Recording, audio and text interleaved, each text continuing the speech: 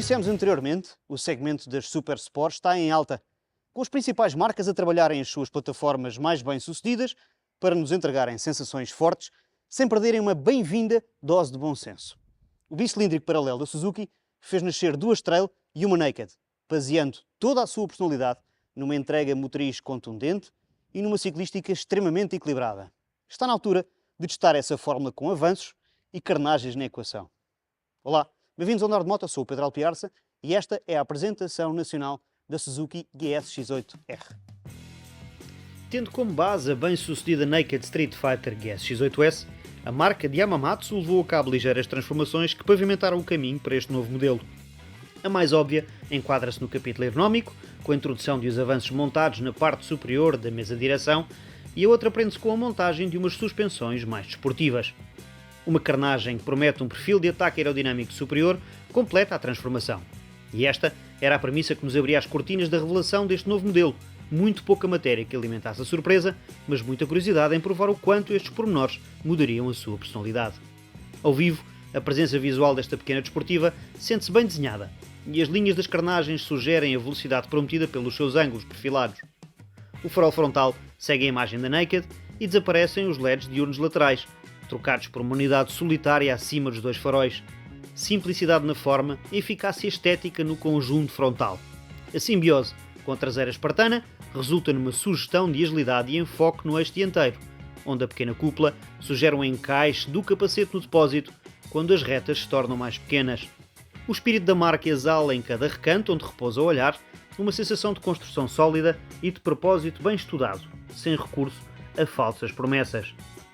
Em estrada aberta, a 8R abria a caixa de Pandora a uma sensação de conforto de rolamento que se estranhava numa suposta desportiva.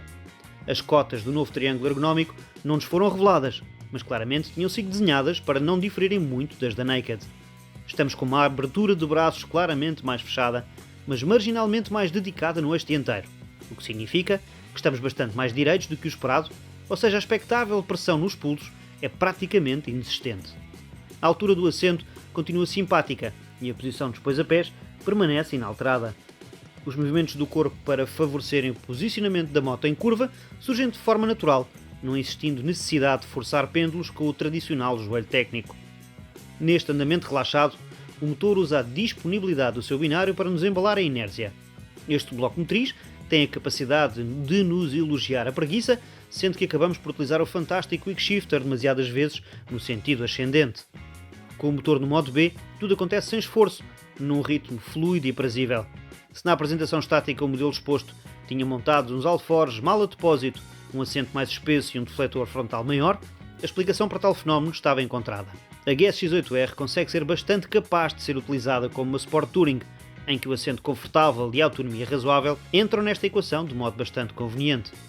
O espectro de funcionamento das novas suspensões revelam a clássica subtileza turística ou desportiva de quem consegue ter uma leitura fiável do piso, sem ter a aspereza rígida de paradigmas mais exigentes.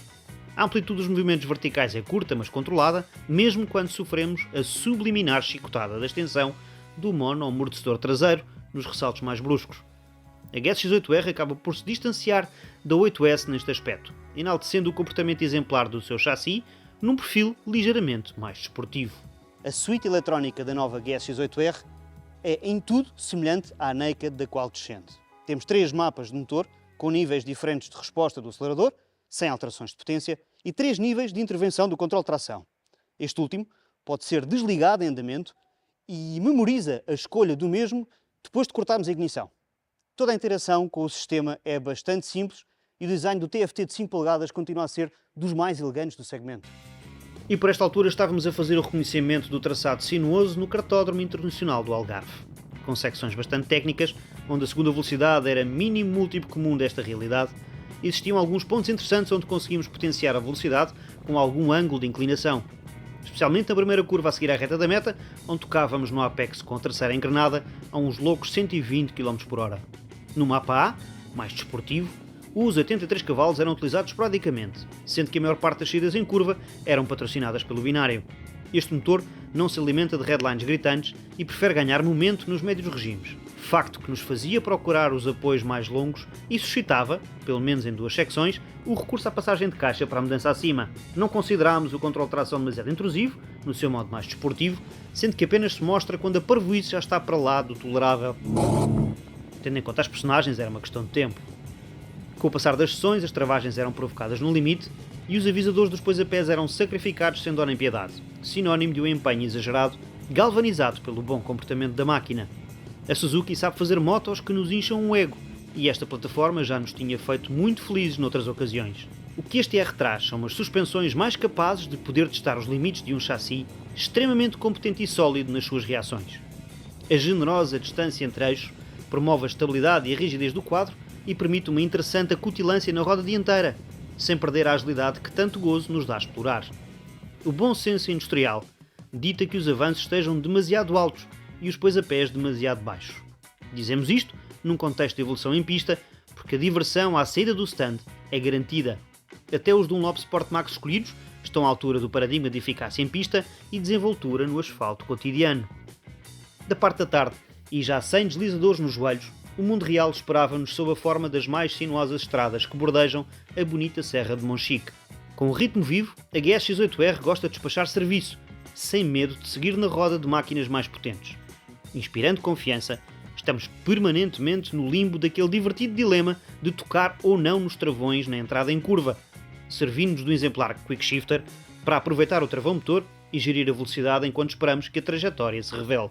Divertida, intuitiva e absolutamente incansável foram os adjetivos que foram surgindo ao longo dos cerca de 100 km que fizemos nestas condições. Não existem grandes hipóteses de falhar quando temos um bom motor num envelope ciclístico bem estruturado. Os avanços e as carnagens eram absolutamente necessários? No nosso entender, nem por isso, mas a concorrência também se aventurou por estes caminhos e a Suzuki não quis perder o comboio. O valor por ela pedido torna-a perfeitamente concorrencial, tendo em conta o equipamento que oferece.